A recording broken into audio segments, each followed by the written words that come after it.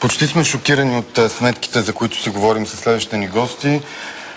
Юристи натриха носа на банка, поне на първа инстанция, разбираме, и случая за теглен голям кредит. Георги Георгиев е при нас, той е юрист, но си има адвокат за този случай, Веска Волева. Здравейте. Здравейте. Всъщност това е ситуация, в която може да изпадне всеки клиент на която и да е банка. Теглите кредит. Нека да чуем първо историята. Теглите кредит.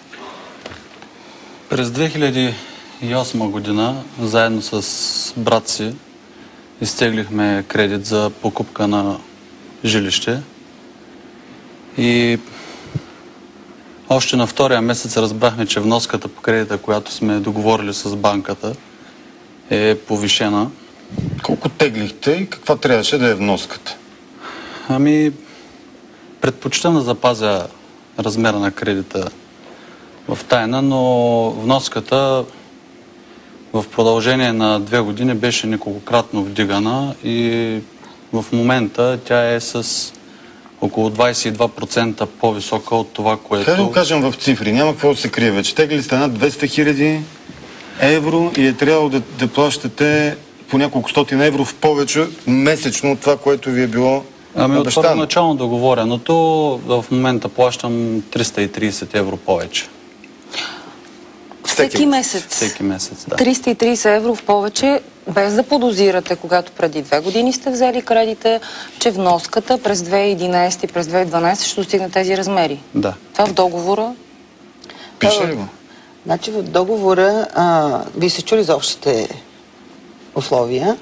До сега се работеше с общи условия, които казват, банката има право винаги по всяко време, по свое осмотрение, поради пазарни условия, поради индекси, поради, както каза моят приятел Любо, поради обиколката на бюрото ви, примерно, тя може да вдигне лихвата. Любомир Христов имате предвид, Да. който по друг казус банков за повишена лихва без знанието на клиента. Точно така. Даваше съвети. Те имат право всичко.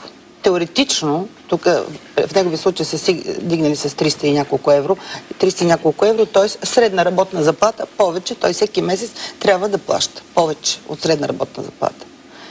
И най-интересното е, че във всички дела и всички кредити, които опират до нас, това става на втория месец. Тоест няма случайности, няма пазар, няма индекси, а има предварително договорено поведение на банките. Схема. Всички банки, схема. Всички банки. На втория месец. На 5-я вдигат още един път, на 6-я вдигат още един път. А вие как го разбирате? Никой не ви се обажда да ви каже, господин Георгиев, вашата вноска този месец с 30 евро по-висока, следващия месец още 50 и така И така до 330. За щастие ползвам интернет банкиране и там редовно си следя погасителните Защо планове. за щастие? Ами защото... Разбереш, че трябва да плащаш повече. Ако не ползвам, тогава ще започнат пък да тикат лихви, защото аз ще внасям тази вноска, която си мислиш, че имаш да внасиш. Точно така. Пак ли не ви казват? Никой не ме уведоми. връзка не. Вноската ми е вдигана общо около 6, мисля, че 6 пъти. За 2 години само. Говорим за ипотечен кредит, който се предполага, че е много дългосрочен. Над 30 години. Да. И по време на делото. Също. Дори между датата на исковата молба и датата на делото в съда ми вдигнаха вноската още веднъж, като само за последния път бях уведомени, то чрез СМС. Какви са обясненията на Криза. банката? Криза. Ами повишение на банкови индекси, на Юрибор, Софибор и така нататък. Термини, които аз Основният лихвен процент? не познавам и не боравя с тях. Колко повече трябва по тази логика да погасите? Над 100 000 евро. Повече от 116 хиляди евро до това последното дигане, изчислено. Ако му вдигат още, ще е повече от 116 хиляди евро. 116 хиляди евро. Повече от това, което вие сте знаели, че трябва да внасяте, когато сте подписали договора преди 2 години, защото човек като подписва такива много дългосрочни договори, си прави сметка. Абсолютно. Нека да ви кажа. Значи стана ясно какъв е заема. 250 хиляди евро по официална, първоначална договорка, той трябва да върне 613 хиляди евро. Официално. Тоест банката получава като бонус, като лихва над цена на парите 363 288 евро от него официално без това покачване, без това покачване. А с него? А с него, значи, Тие 363 хиляди лева получени официално, плюс 116 хиляди за сега. Колко става общо? Става около 500 хиляди. Сега ясно е, че лихвите по ипотечните кредити в България са високи. Ясно е. Ама вие говорите за първоначалното договаряне. Да. И това е високо. Тъй като е неудобно. Знаете, че върви в момента един разговор между банкери и между вице-премиера Симеон Дянков, който обяснява, че предвид подобряване на икономическата ситуация, банките, ако обичат, могат да свалят лихвите. Ама той говори за първоначално договорените лихви. Ясно, за това, което тук злоупотребата е отгоре, което е сложено. Това е направо директно злоупотреба. Защото, извинявам се, ако му изех думата, защото теоретично тук банката може, теоретично, както тя преценява тези клаузи, може да каже, ти от днес ще плащаш 1 милион. Няма ограничение. Всичко е във волята на банката. На съда как и кое му повлия, за да вземе едно от малкото в такава посока решение? Това май за втори или за трети път само се случва? Трети път. Но аз съм оптимист и ще ви кажа защо. Защото има една директива европейска, сигурно са го правили в Европа и другите банки. И тази европейска директива 93, която е приета в нашето право за закона за потребителя и казва клауза, ако искате, аз мога само с... Кажете, че е много полезно за всички, които са в шок в момента от повишенията. На нея ли се позовахте пред съда и за това ли обърна решението? Съда взе решение в полза на господин Георгиев и осъди банката на какво? Съда обяви тези клаузи за неравноправни. Тези клаузи, тъй като той отговаря на дефиницията за потребител. Потребител какво е? Това е физическо лице, което не извършва тази дейност, не взима заема в изпълнение на своята професия и своята дейност. Той го взема като едно физическо лице, което по дефиниция не е информирано и не е запознато. И именно за това банките злоупотребяват. Защо? Но това означава ли, че с казуса на господин Георгиев може това съдебно решение да се използва по презумпция и в други случаи? Вижте сега, това съдебно решение е базирано на преюдициални запитвания, т.е. съдебни решения на Европейския съд. Кажете тази директива, която е много важна. Тази директива е 93 и която казва така, уговорка във вреда на потребителя. Това са тези уговорки, която не отговаря на изискването за добросъвестност, води до значително неравновесие между правата и задълженията на търговеца, т.е. банката или доставчика и потребителя. Това са неравноправни клаузи. Обаче тази масирана реклама на банкерите, които правеха и не само реклама, защита на правата, обърнете внимание, че това започна отскоро. То не беше преди това. И аз си спомням, че един наш банкер мастит излезе, възмутена съм от думите му, той каза, ние ще индексираме. На какво отгоре? Ако аз имам с вас договор, мога ли да индексирам тогава, когато си пожелая? Или вие да индексирате? Ако сте банка, да. Ако сте банка, да. Защото гражданския процесуален кодекс, който беше прият 2007 година, отприщи това нещо. И аз тук намирам, че причините са политически, а не са толкова правни. Значи с този гражданско-процесуален кодекс се даде право на банките даде им се режим на държавата, режим на общините. И те могат по извлечение от сметка да извадят изпълнителен лист и съответна заповед. Това производство е заповедно, в него не участва страната, тя не разбира, тя не знае.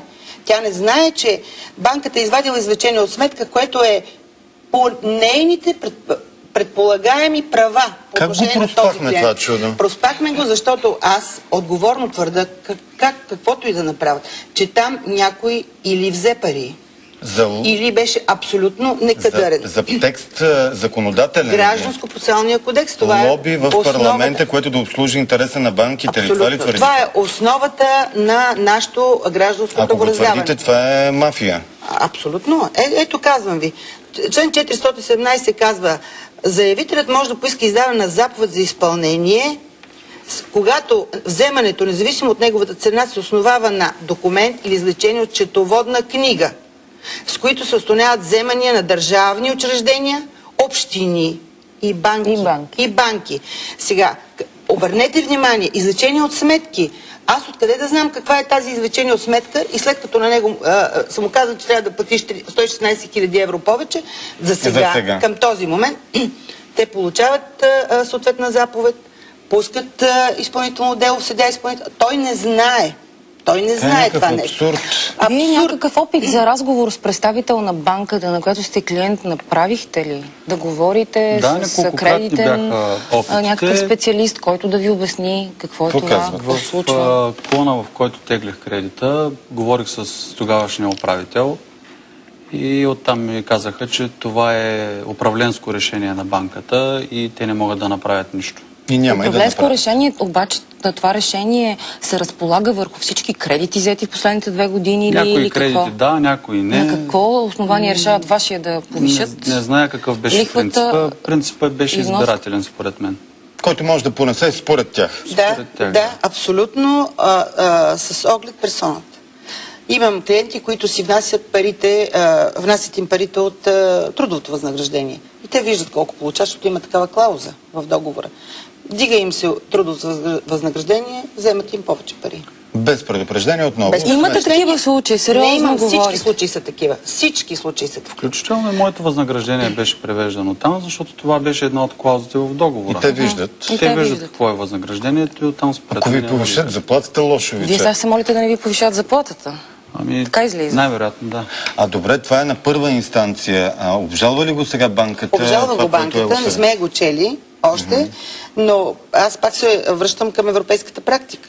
Значи не става въпрос, че ние тук сме успяли и така просто сме успяли, що сме доказали. Ние сме извадили тази европейска практика и тази директива и тези текстове, които са реципирани в нашето право. Може ли сега да кажете на всички хора, които смятат, че неправомерно им е завишена вноската през годините, какво да направят? Ето. Да се търсят правата по законно установения ред. Какво? Отиват при адвокат. Ако нямат пари да си платят адвокат. Или не са юрист, както вас. За да се ориентирате бързо в ситуацията. Те да нямат пари, те ще им ги вземат. Те са ги дали парите. Те са дали страшно много пари. Те са дали пари, които не дължат.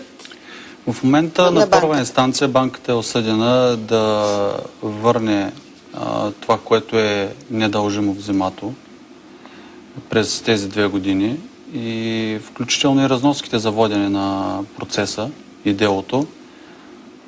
Аз считам, че решението е такова, защото в съда го решават също хора, които са потребители на финансови услуги и в един момент може би и те ще осъзнаят, че това може да бъде насочено включително и съдиите вземат кредити. Всички сме на кредит.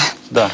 А спират ли с това решение, макар и на първа инстанция, на районен съд, спира ли се? Има ли гаранция, че, защото казвате за сега, че няма тези надвзети 330 евро всеки месец да станат повече или това не спира? Не, очаквам следващото вдигане. През какъв период горе-долу става? В началото някаква беше закономерност откривате ли? Няма. В началото беше 2-я месец, след това на 5-я, след това на 8-я.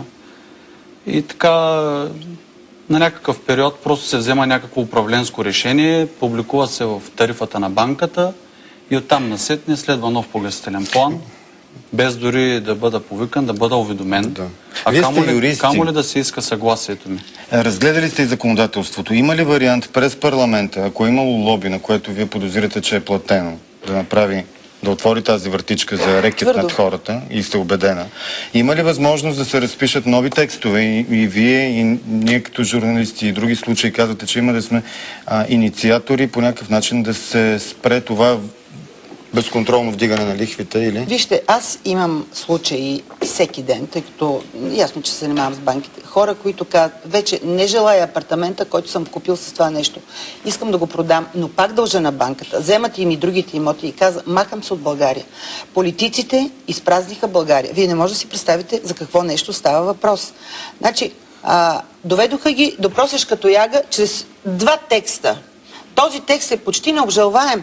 Той е по тълкователен път... Този от ГПК. Този от ГПК. Може по тълкователен път и той юрист, който много дълбоко се занимава. В този текст? Само там е заровено кучето. Само там е заровено кучето. Преди новия гражданско-процесуален кодекс нямаше такова нещо. Кой го внесе? И банките не си позволяваха, не мога да ви кажа.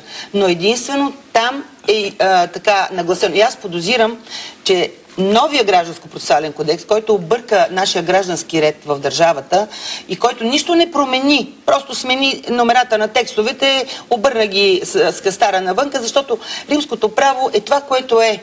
Ние сме реципирали немското право в нашето законодателство и нямаше кой знае какво да се поправя. И аз затова подозирам, че цялата гимнастика с новия гражданско-процесуален кодекс бяха ето точно тези текстове.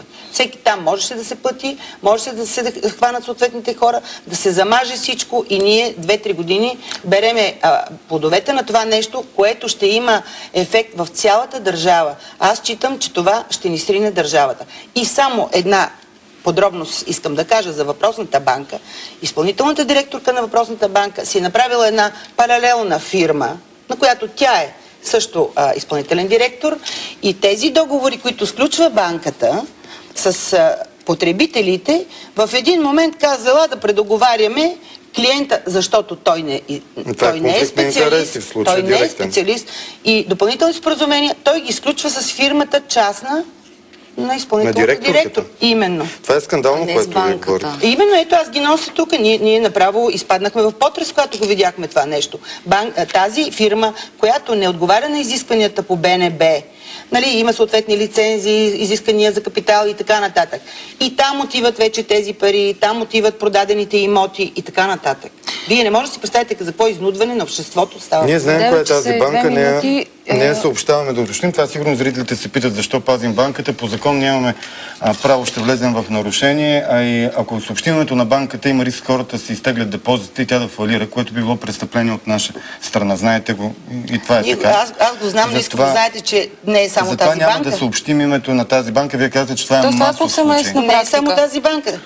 Повечето банки, с малки изключения, действат по този начин. Приключваме, защото напреднахме във времето. 9 часа и 2 минути новини.